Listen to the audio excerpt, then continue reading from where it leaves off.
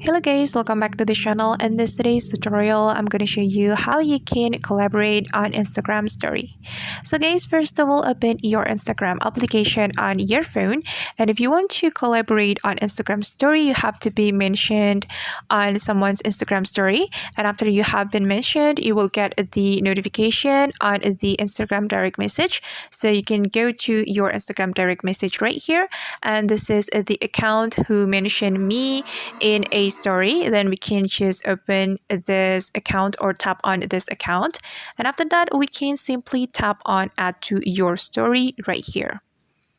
Okay, then after that you can tap on the story to get the full screen. Then you can simply tap on your story to add this Instagram story to your account. Okay, then we can just check it. I'm going to go back to the Instagram homepage and let's check the story. Okay.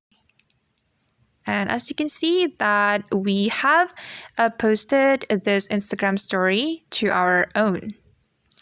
Alright guys, and that's how we can collaborate on Instagram story. I hope this tutorial will be helpful for you. Thank you so much for watching and see you on the next video.